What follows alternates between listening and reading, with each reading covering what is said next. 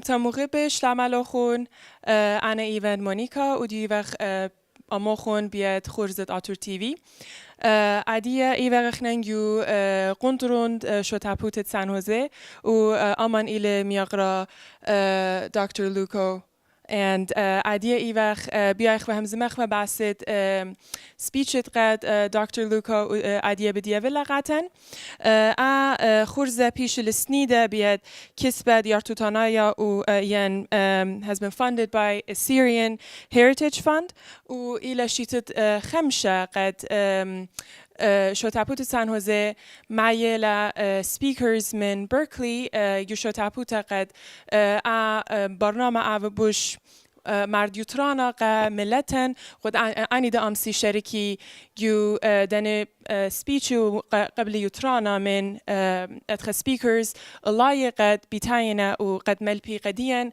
وهرد ملبي قا كود ناشد قد بيايل شرك يدني خورزي عادية بياين قبل مشينا قا دكتور لوكو. Well, thank you so much for accepting our invitation and coming over to San Jose to give your speech to Assyrian people. Thank you so much. Thank you very much.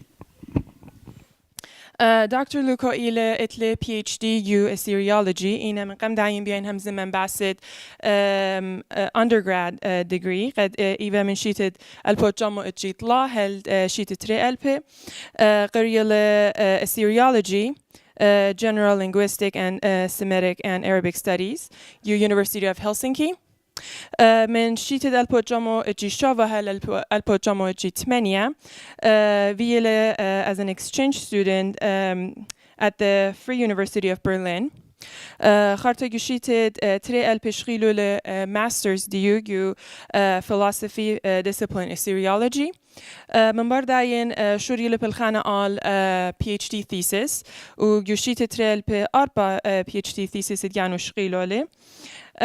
و هل عادية دافية بالخانة من رابا ناشم شمه مخ دكتور سيمو بوربولا بليخلة على مغليات بريشة على project بريشة و هل عادية فيا رابا بالخانة على تشقيت السيراي. As you could probably understand, I just gave a small, very short biography, and well, let's go back to some of the questions that we had that we wanted to see if we can take some of your time for that. Actually, I wanted to ask as my first question is that how did you get interested in Assyriology, and what really kept you motivated to go on? Because I know for your undergrad degree, you started with Assyriology, but then you went for master's and then PhD, and still to date, you're kind of contributing to the history and also studying about Assyriology. I got interested in Assyriology, I think, because I read also when I was young some newspaper articles about Simo Parpola's work, but I also wanted to study something that combines both the language and the history together, and as Assyriology is one of the few areas where you can combine both history and language. It's truly, in essence, quite interdisciplinary field as such, that it's not one-sided at all. You can really specialize then later on either on history or language. So, as you know, Assyriology is actually very interconnected with other disciplines, such as biblical studies, ancient history, philosophy of religion, even archaeology. So, what do you see as the importance of studying Assyriology to kind of be beneficial to even other disciplines? So I just wanted to get some more information on, from your point of view, why Assyriology is important. Well, Assyriology is probably important because of many things, but it's even today there are lots and lots of material that is, for example, not published, and there are all the time new informative details emerging that concern the ancient history, but not only history, but also, of course, language and archaeologists. We know more about. Also, I think archaeology is important in that sense that we don't really know by reading the ancient text how the people lived in the ancient Near East, but we need archaeology to and sort of their input to learn really the life in the daily life in the ancient Near East. So, let's go back to the university that you studied at, a University of Helsinki. I know that the Assyriology program has been there for over 120 years, and University of Helsinki has been ranked in the top 5 universities providing Assyriology program. I wanted to see if you can give us some information on the accomplishments of the department in the field of Assyriology. Yeah, as you said, there's a long tradition in Helsinki, and there were several people contributing to that already before Professor Simo Parpola. That there was Knut Tallqvist, and then there was Armas Salonen, and also Harri Holma, and some other people as well. But it's especially that since Simo Parpola became a professor, I don't remember exactly when, but about 1980, that probably he got his professorial personal chair. And since that, Parpola published altogether, not only Parpola, but he was the main initiator kind of for more than 50 books, and there are a lot of important books. He created standard works in the dictionary of really Assyrian dictionary, but especially the State Archives of Assyria series. Nowadays it has 21 volumes, so that's and that doesn't nowadays only exist as print volumes, but it's also available online. So he made the main contributions to make the material of ancient Assyria accessible, which is very important. And then there was also not only State Archives of Assyria, but he created many other book series that he was an editor of those series, but did not himself, he was not the writer of those volumes as such, but yeah, he did an enormous job before his retirement, and he's still active today. And published even a new State Archives of Assyria about Assurbanipal's letters this year, which is the number 21 of the State Archives of Assyria series. Now that we're talking about Dr. Simo Parpola, I know that he's the chair of Assyriology at University of Helsinki, but as I was reading about the department, I think after Dr. Simo Parpola retires, probably there would be no other person replacing him, and the department will be the pool of professors, and there would be no chair. So how do you see that affecting the department and the future accomplishments of Assyriologists doing some project work on Assyriology, and also how do you see that can change, and what can actually change to have a chair after Dr. Simo Parpola retires? Yes, Simo Parpola, he retired already, I think, 2008 or 2009, and after that there were many kind of lean years for Assyriology in Helsinki, but I am not actually expert in this issue or this question, because I spent that time myself abroad. I was not physically in Helsinki, and I didn't witness then close by the situation, how it affected the Assyriology. But I know that there were years that they couldn't offer the full program. They couldn't take the new students majoring in Assyriology, but now there is a new project since this year, and it's for 8 years, and Sana Svärd was the person who got that big funding project, and it's one of the centers of excellency in Helsinki University, and she was able then to employ many people now for many years to study not only Assyria but the ancient Middle East or Near East in many different perspectives. It includes biblical scholars also, kind of the team, or experts in Persian studies and archaeologists. So it's a very good chance to be interdisciplinary. And after some years, I do hope that again there are perhaps 1 or 2, if not more, permanent positions also in Helsinki Assyriology. Dr. Luukko, let's talk about some of your work that you have done with Dr. Simo Porpola. You've been the editorial assistant for the Standard Babylonian Epic of Gilgamesh, and also you've been the associate editor for Assyrian English Assyrian Dictionary.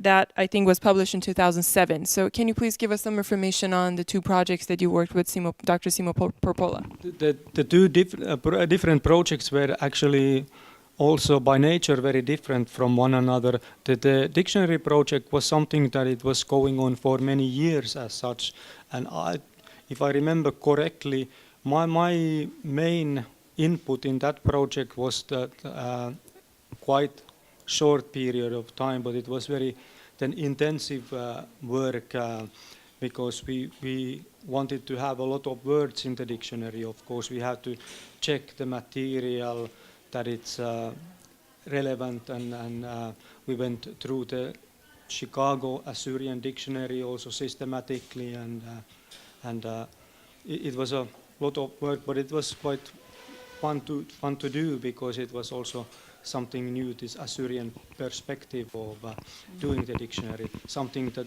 Chicago Assyrian Dictionary, even despite the name of being Assyrian Dictionary, is actually not so Assyrian, but it's a general Akkadian dictionary.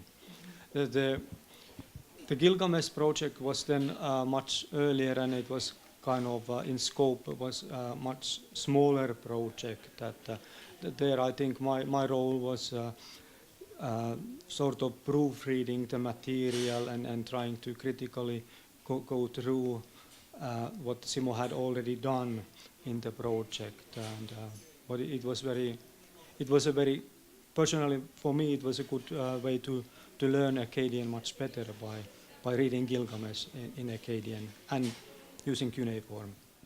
Yourself, you have published a lot of articles, a lot of material, either by yourself or working together with other Assyriologists, and they're actually in a very wide variety. They're not, to me, I think you've wrote about women, you've wrote about that actually the speech that we were about to hear about the imperial power. It's actually a very different subject. My own main contributions probably are, they concern Assyrian language, or my PhD thesis was about grammatical variation in Neo-Assyrian. So that was at the time, of course, was important thing for me to do. But I consider my most important works for myself were the 2 probably letter volumes that I like more than anything when I study Assyrian, the Assyrian letters. So there is a correspondence of Tiglath-Pileser III and Sargon II from Kalhu, Nimrud, which was I was lucky enough to be the person who could do that work for the State Archives of Assyria series, and then I did. Also earlier together with my wife, we were studying the political correspondence of Isarhaddon, also a group of letters, and they were also very interesting letters to edit for the series. Also, I know that you have a project here in California. Please, if you can give us some information about that as well. Here in California, I'm doing something different because together with Berkeley professor Nick Veldhuis, we are trying to create a so-called Akkadian tree bank. Tree banks are excellent tools for studying the syntax of a language, and we are trying to, we use as our corpus Neo-Assyrian royal inscriptions, which actually are not, the language is not Assyrian, but it's standard Babylonian, because the royal inscriptions were written in this standard Babylonian. But it's we have started the project from scratch, but we hope to be able to go public sometime next year. But in practice, we have to annotate a lot of material, so we have to go through like each word in these inscriptions, and then. I know that this is great to have you over here, and you're about to give your speech on the imperial power. And I actually wanted to ask to see, how do you see our role as Assyrians to help our history or help Assyriologists? How can we contribute? If we can just touch on that. Personally, I would like to see more Assyrian people studying Assyriology. So that's a pity that I know some Assyrians that I have met long time ago, especially in Sweden and England, who studied a little bit Assyriology, but then I think they might have dropped out quite early in their studies. So that would be one thing that I would like to. It would be wonderful to have your own contribution also to the study of Assyriology. But it's I find it great that you have the, of course, interest in this study of your own history and language and background. It's certainly identity and related questions are vital in general. Thank you so much, Doctor. I know you're getting ready to give your speech, and thank you so much for your time, and thank you so much for coming over and will give your speech over here for our nation. Geshkan Mughibe, Adi Vagam Dr. Anobel Odishu, Shet Isanet, Assyrian Heritage Fund, UC Berkeley. Rabab Shenetiyetun. Basime. ابیتون را بسیم قد دانو خون او ابیتون بسیم ق و هایرت شتابو تقمیت دا سپیکر خط خلایا گوشتابو تا یقطرون شتابو تا قد ابیوت مردوت رانق بنومتن لخ ملتن هیر گسانوزه. بسیم رو. Dr. Odishu اتل بخشام شریال فاند UC Berkeley بیایم وقتا کما رابا کریت من خون بقرام بحثت قد مجروی لقد اخنن شریالان فاند یا اخنو خون شریال خون فاند UC Berkeley مو شريالا مو كتاني inspiration مو يالا خون. So أنا UC Berkeley كريلي من شي تريل بل أربعة. وبقراين biology و double major vidli ju ancient Near Eastern civilizations يعني تشيت جانا. So ju department Near Eastern studies ke kula dili ke professors ke students ke graduate students researchers ke kula شخصيانه. وغزيلي قد هماش اتلن ناش بيتاينا همزونا بعض تشيت ناشخينه ليشان بود ليشان بريشه وخناش ليفا معيو قد بود تشيت ديان همزن با. و مرن مو كم سقوط كده أمسك ما في داخله وخدش زوجة مكملان من هايرت شد هبوت سانوزي Assyrian American National Federation رابا هدام دا شد هبوتا جانا كل زوجة دخلن ك UC Berkeley وشو تسلن خا fund كده إلى خا separate endowment منايت endowment إلى كده زوجة University مقدورة تجبريلا وأختي وزو دنيا كم سيما بلخيلس أختي كدومينيك أدميرت. So UC Berkeley تلقى endowment almost زود من $4 billion. وخاصة من رابع سورة إد سويرايله. كد ميرك أختي أنا زوجي وزو دنيا أختي كم سيما بلخيتون لون كد ميتون خناش همزن باس تشيت ديان.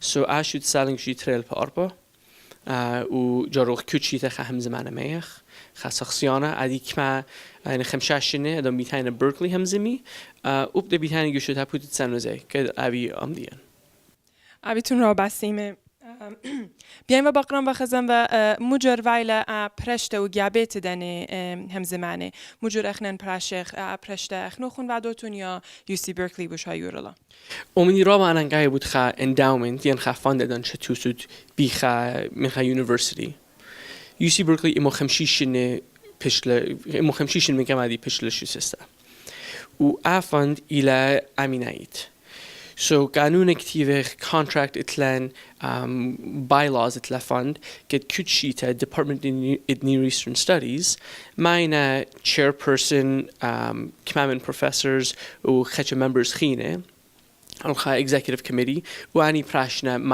مای بدعت ایشیتا so گویی دی لیله همزوم خمودالی این انا خام ممکن لن مارا ماي برشي ماي لا برشي سبين خشوف بار خمشاشنه اربيشنه امو خمشيشنه ان لخلاوي لي افن هر بدوية خناش بيت برشي بيت ماي بيت همسم داخل بغزايوت يتران دا دن همزميات قد وعينا عادية قد بيتاين جوشو تابوتا داخل بغزايوت دن يتران تدخل سبيتشي وانه ملتت جانن خا رابعاً قلت لك كما أرخي بريشة خا أنا شكد أنا شخصياً كد بيتاينا بتباكنا بين سوراي بغزاينا كد إتلن خا ملت جورتها خلنتها لخ بشير خيشة قديان بضاينا ناشد جانن دبليابنا بعض تشيت جانن رابع نخراي بتشيت ديان رابع شخصينا اللي بنبيدنا و إيه أخرا كم صخ جان أخلا وأنا شكد بيتاينا همزمي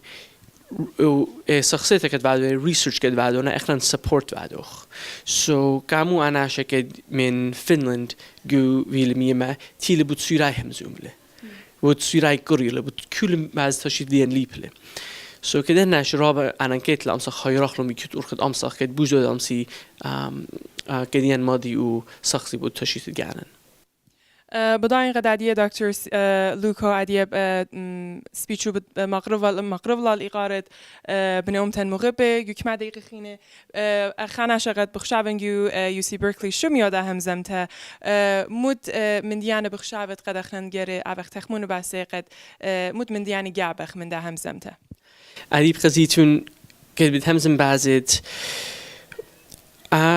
تشيت ديان ان الملك ديان مجر خناش بريش و شوبه مجر اتفالون خا deputy وناش شولو مويفا خزيتون رابا كتوياي بريش بتمغزه وخزيتون مجر جدن كتوياي ان شولان deputies مويفا و كروينا relationship بالملكه و deputy و scribe مجر مويدالي اول تشكل تفعلون و مجر ان ملكه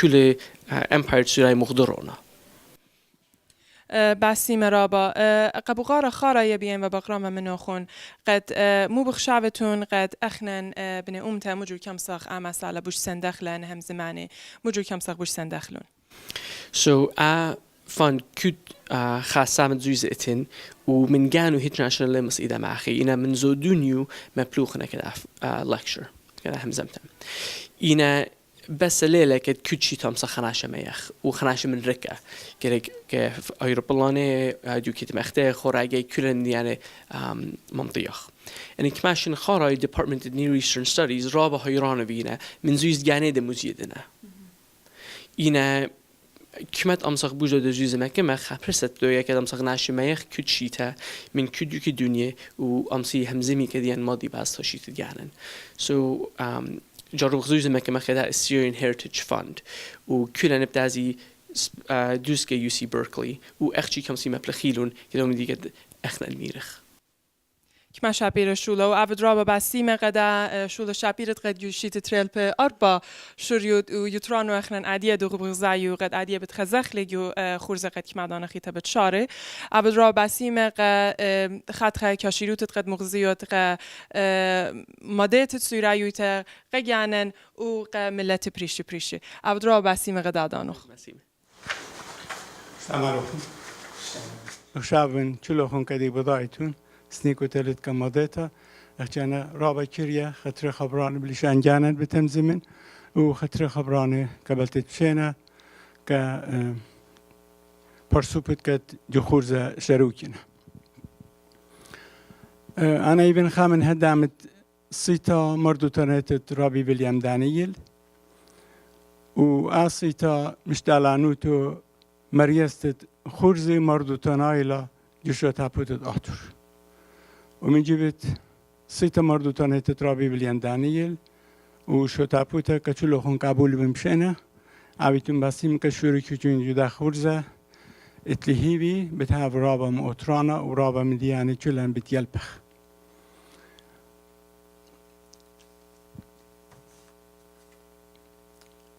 On behalf of the Cultural Committee of late William Daniel, I would like to welcome our esteemed guest, Dr. Mikko Luukko from Helsinki and all around the world. Of course, he travels so much and everywhere he goes, he's talking about ancient cultures, specifically Assyrian heritage and culture. Very welcome. We are very excited to have you here. Assyrian Heritage Fund was established in 2004, and in 2012 started the lectures officially at Berkeley. I requested the Department of Ancient Near Eastern Studies, since the speakers are very well-known speakers that are invited to give lectures at Berkeley, requested that if we could do a repeat on a weekend in our association. The main reason was lectures at Berkeley are presented to students and faculty and the public, and mostly during the week in the evening hours, which most of us are working, we couldn't attend. And our request was accepted. We were blessed for the last 4 years to host the lectures here. And our participants have been very generous to give a couple more days of their time to have a presentation here in San Jose. And further, I don't want to explain anything more. I would like to invite Dr. Anubel Odisho, who is the founder of Assyrian Heritage Fund, to come and tell us about Assyrian Heritage Fund, and then welcome our guests.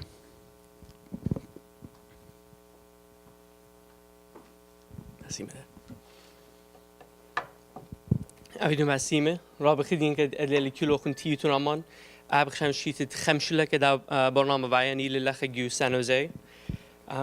Assyrian Heritage Fund شو تسلن يشي تريل بأربعة ويلخا fund كد Berkeley تجبراله University of California Berkeley وكل أنا زوجة كد فيخخ إيوا كما برسوب دا شو تابوتا جانو Assyrian American National Federation كل زوجة دفخلون و بینن زویزه کچی تا باشورخ می خناشه مشمه کدام سی همزمی باز تشیت جانن پریشایت بالشیت الپاشن مکم شیخه هل اجتماعشن مکم شیخه اناش من کل دوکی دنی بیتاینا و همزو من جو برکلی و لخا کدیان فند بتپاش که همش ان زویزه جو یدید برکلی اینا اخنا لخ تجبوره و Department of Near Eastern Studies خهم زمان پراشنا و كل مني مريوزنا Professor Nick Veldhuis که كمان نخونت بيكتون بيو Professor Laurie Pierce رابع support اتلن جو Department و خاب وایلا خا يفل تشكلته بال Berkeley و أنا scholars يعني أنا ناشكري جو تشيت جانن و بدا مهان لبيتاينا من دين هم زومنا كدين بداينا باليابنا باز دين اخنا ده باز تشيت الجانب باليابخ وكذا مسخ برنامج هر خامخلي بريشا ك perpetuity رابع هيران تبدو إن أمسي ناشخ جزودة أمسي دوخي قد هيرخ ك maintain with that fund So far قربت شوفصار ألبي مكمخ وعبس بعلكد كتريشنه أمسا خناش ميخ. أنا كماشين خارج كد كتشي تخناش بيخ مايا actually Department of Near Eastern Studies من زوز يعني دويخنا. Organized vida من يعني من organizations بريشة على campus. Departments at Humanities, at Middle Eastern Studies, ناشموينا. إن بيارك أمسخ خمخلهم جانن وأمسخ كود شيتخا هم زمانة من كودو كدوني أمسخ ميخ. So كود وقت رابع هيران تبدو كده. كل بتهزي directly ك UC Berkeley, Levy, administered ين كميد خديديا.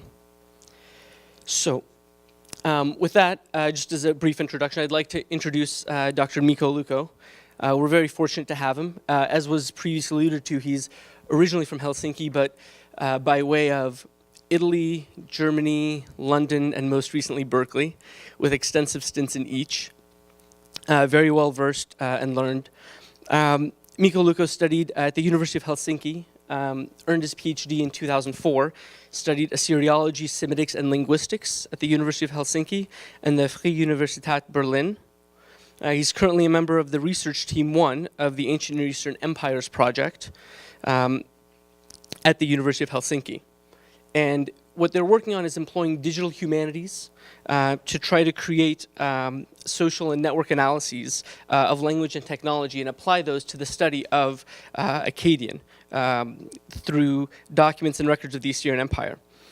He's currently working to prepare the first Akkadian tree bank, which is based on Assyrian royal inscriptions of the first millennium BCE. His main research interests include Neo-Assyrian studies, ancient letter writing practices, and Assyrian grammar. So we're very fortunate to have him here with us. With that, I'd like to welcome you, Mikko.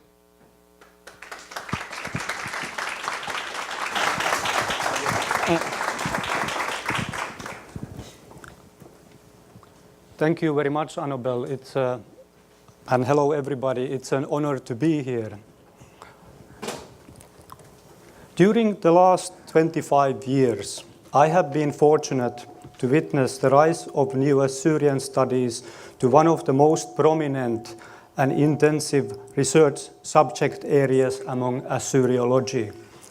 This is largely thanks to the efforts of Professor Simo Parpola, whose extensive and seminal contributions to the field have made the Neo-Assyrian period very accessible, and whose pupil I have had an honor to be.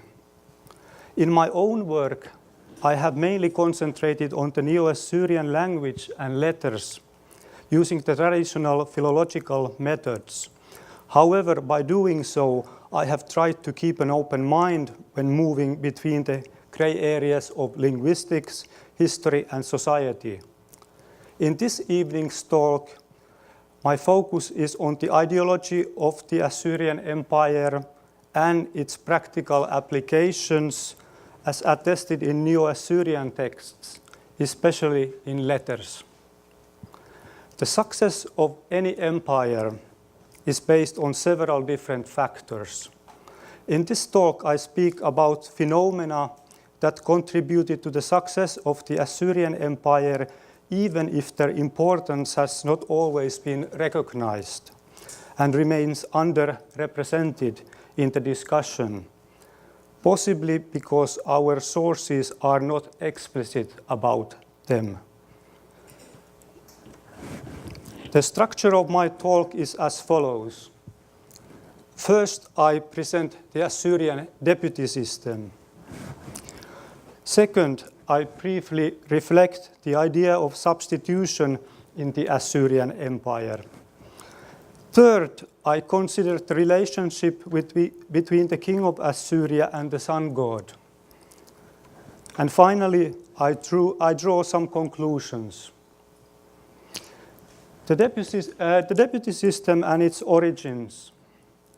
The word shaniu, the Assyrian term used for deputies, means literally the second one. In combination with a specific office, the term is often translated as vice or deputy. For example, vice governor or deputy palace scribe. From these two words, I prefer deputy to wise.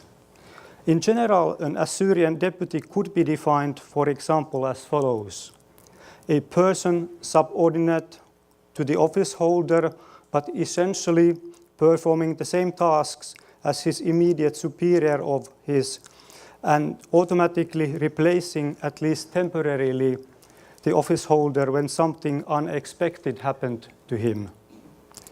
The earliest attestation of a deputy can be found in a ritual text of the Middle Assyrian period, from the 13th century BCE, which mentions the deputy vizier acting together with the grand vizier, Sukkalu Rabiu, in the ceremonies held at the occasion of the coronation of the Assyrian king. The deputy system using the title Shaniu is thus not a Neo-Assyrian innovation, but the Middle Assyrian evidence is very limited, and the deputy system was certainly developed in the Neo-Assyrian period. One could suggest the deputy vizier being the first deputy, from which the other deputies were later derived. But compelling evidence for this is missing. Alternatively, the roots of the deputy system could be sought in the religious ideology with a deputy priest as the original deputy. Interestingly, the deputy priest is the only deputy known from the domain of the temple. But this deputy is not just a deputy of a priest, but the deputy of the high priest, Shangu Rabiu. The deputy system affected the entire Assyrian administrative hierarchy, and at least 31 different deputies are attested. Some of them are much better known than others, and I will not attempt to discuss more than a few select ones. The ones I mention in this talk are highlighted in yellow.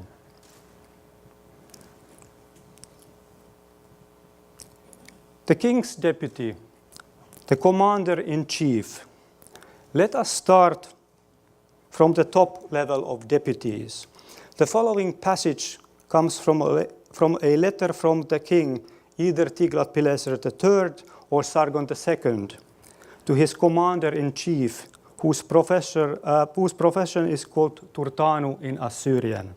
Day and night during my reign, you shall be my magnate and my deputy. You shall stand in my place. Guarding you is for guarding me. Don't be negligent, but keep watch for me. The title Turtanu is of Hurrian origin and literally means second in rank in the state. It is among several administrative ranks that the Middle Assyrian kingdom adapted from its predecessor and former overlord, the Hurrian state of Mitanni. In the Neo-Assyrian period, this official's most prominent function was to command the army. He frequently leads the troops instead of the king, who is otherwise the supreme commander of the Assyrian forces. Despite what is known about the tasks of Turtanu, especially his leading role in military campaigns, this letter may raise more questions than it gives answers. For example, is this letter unique, or did all Neo-Assyrian kings send similar letters to their Turtanus? The Turtanu may have been responsible only for performing the king's military role, and unlike in the case of most other deputies, the relationship between the king and his Turtanu is exceptional in the sense that the Turtanu did not replace the king when the ruler died. The Turtanu was the king's military deputy, not his successor. The best example of an influential Turtanu is Dayan Ashur, the commander-in-chief of Shalmaneser III, who led the army in his king's stead in Shalmaneser's old age. This eventually resulted in an open conflict with the crown prince Ashur-da-in-Aplu, a conflict that divided Assyria and led to several years of succession war. Under normal circumstances, however, when the king was in good health and in command of his mental facilities. The power assigned to the commander-in-chief and other high officials served as collateral against a crown prince's ambitions. The deputies of the magnates. Although there are gaps in the available documentation, it seems most likely that all the 7 officials who held the highest functions in the Assyrian Empire had deputies. Usually, we call these officials magnates, following the Assyrian term rabiuti, the big ones. They were the already mentioned commander-in-chief, treasurer, chief cupbearer, chief eunuch, palace herald, vizier, and chief judge. However, deputies of the chief judge, chief eunuch, and chief cupbearer are not attested, although one text mentions the deputy of the Queen Mother's cupbearer. The deputies of the magnates wielded considerable power. For example, the letters of Shulmubeli, deputy of the palace herald under Sargon II, deal with the local rulers on the Urartian border, including the kings of Hubushkia and Musatsir. Here is one relevant passage. To the king, my lord, your servant Shulmubeli, good health to the king, my lord. The Urartian fort commanders, whom the governor of Kalach brought, are now in Arbela. Will they stay there, or shall we bring them to Kalach? What are the king, my lord's orders? Deputies were not limited to the top positions of the Assyrian administration. Indeed, not only the magnates, whose tasks included military responsibilities, had deputies, but also senior military officials and court officials, such as the palace scribe, the chief scribe, and the chief physician had their substitutes. Importantly, all provincial governors had deputies, and due to their considerable number, this group of deputies is by far the best attested in our sources, many of them in faraway provinces. The top of the administrative hierarchy of any Assyrian province consisted of the governor, his deputy, major domo, and a scribe. This hierarchy is confirmed, for example, by the version of Isarhaddon's succession treaty found in the provincial capital of Kunalia, modern Teltainat. The word Ade means treaty. The Ade of Isarhaddon, king of Assyria, son of Sennacherib, king of Assyria, with the governor of Kunalia, with the deputy, the major domo, the scribes, the chariot drivers, the third men, the village managers, the information officers, the prefects, the cohort commanders, the charioteers, the cavalrymen, the exempt, the outriders, the specialists, the shield bearers, the craftsmen, and with all the men of his hands, great and small, as many as there are. Since Assyrians were masters in standardizing things, the same administrative arrangement concerned all provinces. Thus, all other provincial administrators and the military were under their orders. When the governor's duty to the Assyrian king required his absence from his province, especially if he was to participate in a military campaign or to visit the royal court, his deputy routinely took care of the province in his stead. Here are 2 examples with deputy governors. In a letter by the royal confidant Nabu Ahu Utsur, as to Nabu Hamatua, about whom the king my lord told me, let him come and receive the booty from them. The magnate said to me as follows, he cannot come.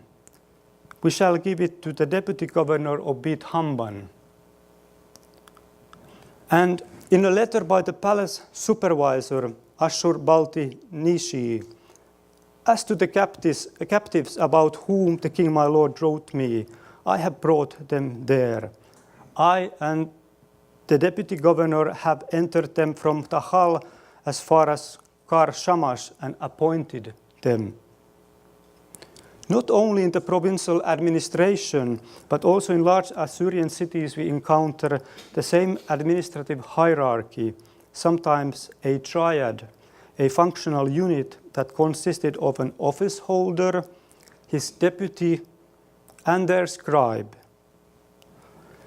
Now, in the month Tisri, they have filled neither the libation wine nor the vats in front of Ashur, neither the wine master of the Ashur temple, nor his deputy, nor his secretary. Here the final word is literally his scribe. But this triad did not always function as well as expected. For example, in one instance, the scribe, Mannuki Libbali, who wrote the following letter, and the office holder's deputy did not get on, but became each other's bitter rivals. Kanunayu, the deputy of the palace scribe, has made me out to be even more hateful to him, and he now regards me as very much of a mortal enemy indeed. Many officials worked closely together and formed a team with one another, especially among the military personnel. In many cases, one may suspect that we are dealing with the senior official and his deputy, but because of the frequent use of personal names instead of titles, we have difficulties to identify deputies in our sources. Here are some historically significant candidates for an office holder and his deputy. Shamash, Punaya, and Nabunamir played an important role in Babylonia during the late reign of Tiglath-Pileser III, according to the so-called Nimrud letters. Ashur-Alikpani and Nergal-Sharrani reported together to Sargon II from the northeastern frontier of Assyria. Nabu-Shumu-Lishir and Akar-Belumur wrote to Sennacherib from the eastern Babylonian Dura-Bihara in Kambulu. Nabu-Ra'im-Nisheshu and Salamanu informed Esarhaddon on the activities around Der and the Elamite border. As one would expect, the deputies were not their superiors equal in status and wealth. For example, according to the 7th century scholar Urdugula, the office holders traveled on palanquins, but their deputies on carts. But this doesn't mean that deputies were not influential. They were appointed directly by the king, or if the king explicitly chose to do so, by their immediate superior. The more usual direct appointments suggest that the institution of deputy was seen not merely as a means to enable the superior work more efficiently, but equally as a royal instrument of control. As the deputy owed his appointment to the king, it was with the crown where his loyalties were expected to lie. A deputyship was probably meant to be a permanent office. A deputy did not replace a superior official on an ad hoc basis, but held his function in the long term. A good example is Deputy Team Commander Nabu Eriba, who is attested with this title in more than 20 legal documents in the period between 670 and 660 BCE. The idea of substitution. The entire Assyrian administrative hierarchy was based on the idea of substitution, as the king himself was acting as the vice regent of Ashur, the god's earthly representative, following an ancient Mesopotamian tradition that can be traced back to the city-states of the 3rd millennium BCE. Some remarkable rituals were also based on the idea of substitution. The substitute king ritual, Sharpuhi, I quote, when an eclipse of the moon or sun occurred, during which the planet Jupiter became invisible, this was taken as a very bad and inauspicious portent announcing the death of a king. To determine which king was affected by the eclipse, the sun and the moon were divided into quadrants. These quadrants stood for Babylonia, Assyria, Elam, and the Westland. The eclipse was understood to affect the king of the country for which the respective quadrant was eclipsed. Another person was then enthroned as a substitute king in the affected ruler's stead. The substitute king ruled for about 100 days and then died or was killed. Thus, the bad portent had come true, and the king was dead. End of quote. To this, one may add that an earthquake could trigger the performance of the substitute king ritual too. Moreover, a regular feature of Mesopotamian anti-witchcraft rituals is the use of substitute figurines representing the warlock and witch. And other rituals may include various substitutes as well. In polite communication, the idea of substitution is also referred to. Namely, the contemporary Babylonian letters both to Assyrian kings and other superiors state in their introductory formula. Aratka, personal name ana Dinan Sharribelia Lullik, Nabu Marduk ana Sharribelia Likrubu. Your servant, personal name. I would gladly die for the king, my lord. May Nabu and Marduk bless the king, my lord.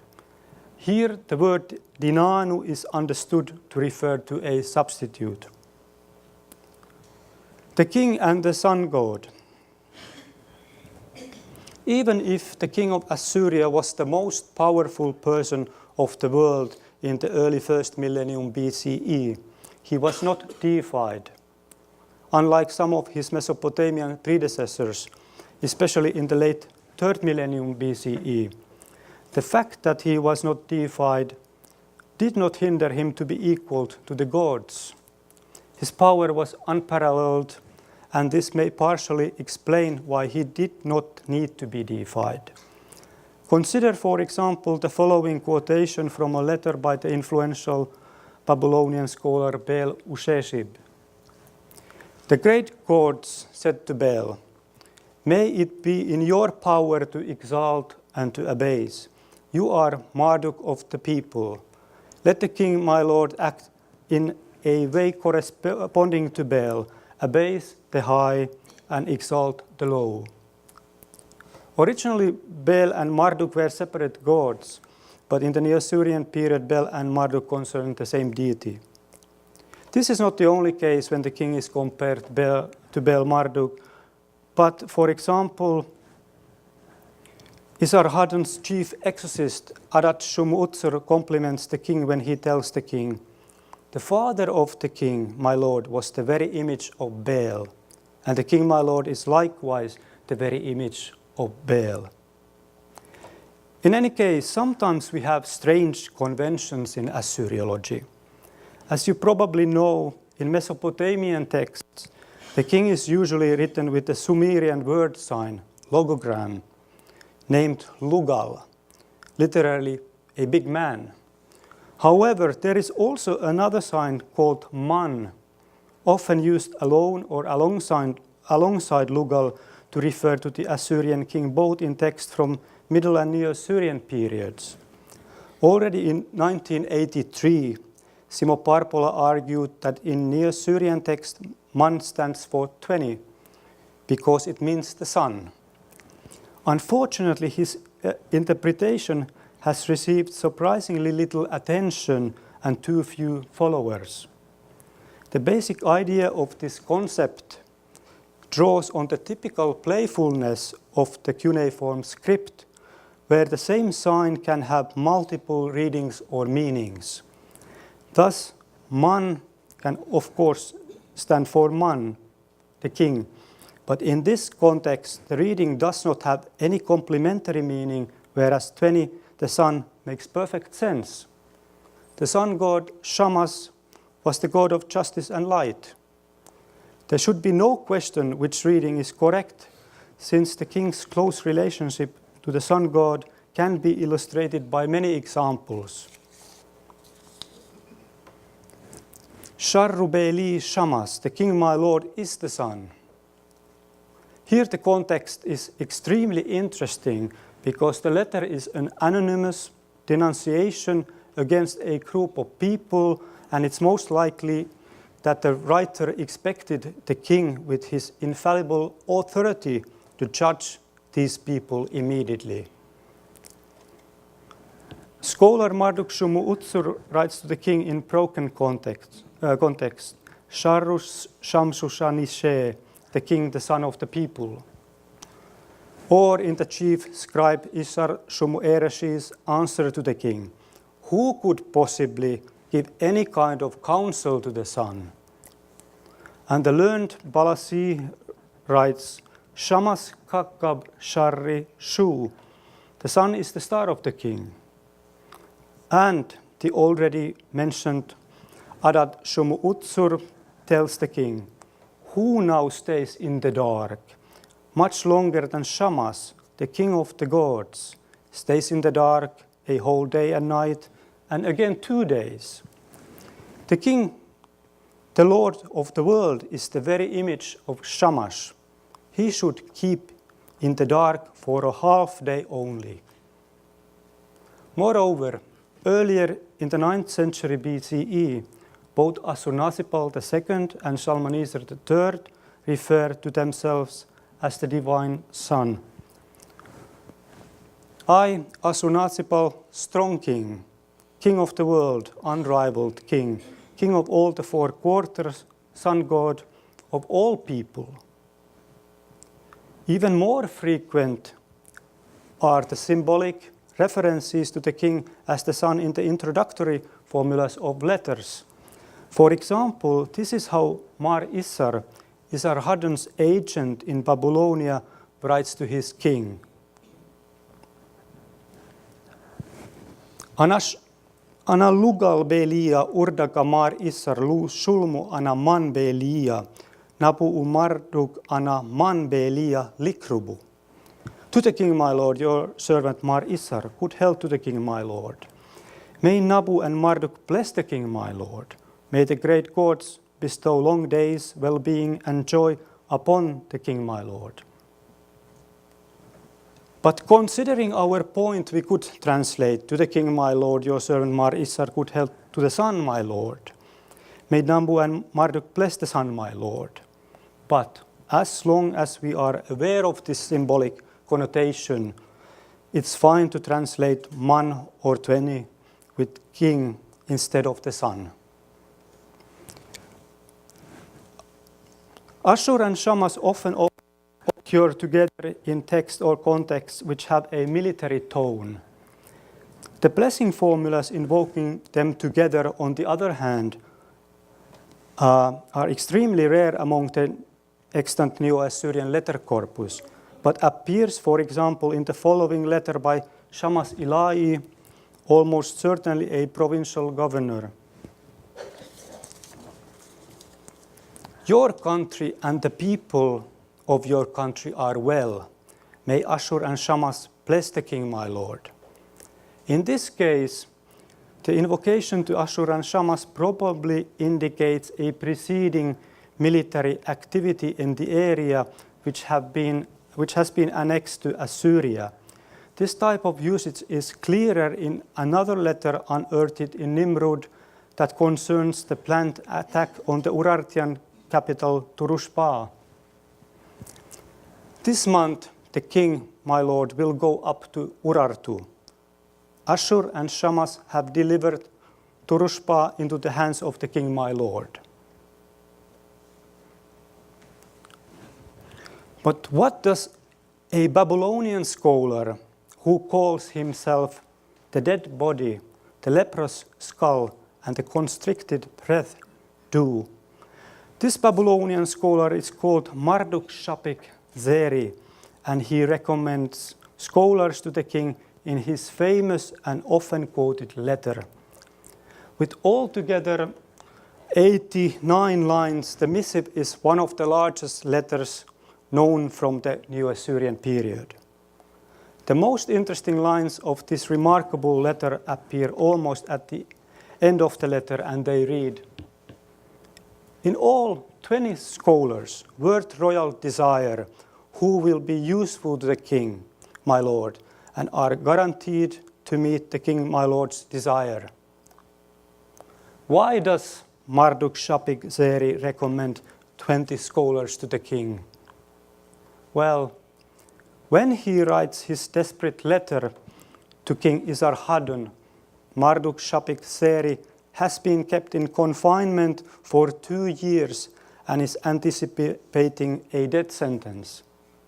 It is hardly coincidental, therefore, that he appeals to the king by recommending 20 scholars, thus implicitly referring to the number of the sun god, the supreme divine judge, and the king as the king of justice, supreme judge on earth.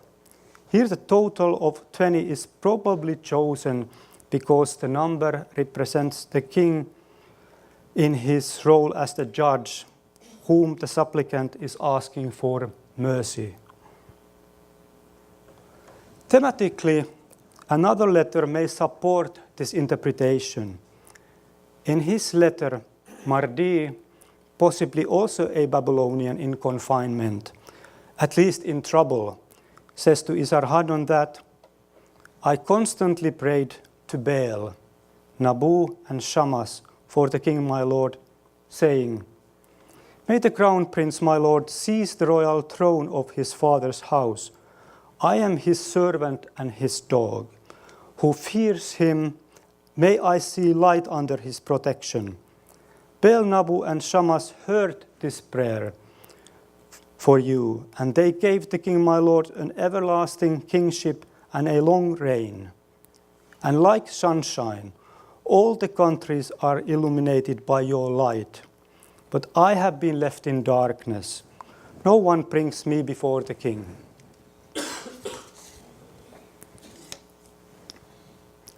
Conclusions. From the numerical and symbolical point of view, it is easy to see how well number 2, deputy, and 20, the son and the king, go together, not only from a modern but also from the Assyrian perspective. Both signs have only 2 wedges, either simply 2 vertical wedges or 2 corner wedges, as in the case of 20. This simplicity of expression is a rare feature and very effective. In general, however, I should stress the power of the traditional Lugal sign. Despite the ease of writing a simple sign 1 or 20 with only 2 wedges, the sign did not ever seriously threaten the distribution of Lugal in New Assyrian. But Lugal was much more frequently attested than 1 or 20. It is also interesting that Parpola himself chose to read 1 instead of 20 in the State Archives of Assyria volumes.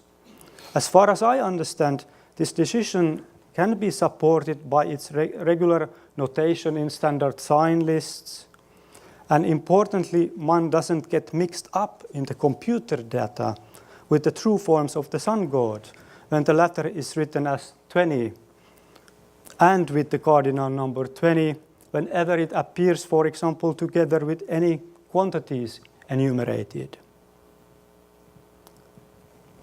Concerning the substitute king ritual, one might also remark that the eclipse of the sun is the eclipse of the king. The deputy system, the backbone of Assyrian governance. Numerous deputies and substitutes played an important role in the Assyrian Empire, but their importance is usually not sufficiently recognized. What can we say about the Assyrian deputy system? In my opinion, the system greatly contributed to Assyrian dynamics. Usually Assyrian dynamics are closely linked to the territorial expansion of Assyria. However, without the mechanisms on the practical level, especially without the functional hierarchy of Assyrian officials who served as deputies and substitutes, this territorial expansion may not have been possible. The deputies formed a coherent system that assigned every state official of a certain rank a deputy. This underpinned the Assyrian Empire's administration. These deputies could replace their superior whenever the need arose and made Assyrian governance flexible and resilient. As the deputies were assigned by the crown, they also kept a check on their superiors in favor of the Assyrian king. Moreover, I would argue that even if our sources more insinuate than insist about the importance of the deputy system, deputies were an important factor behind the success of the Assyrian Empire.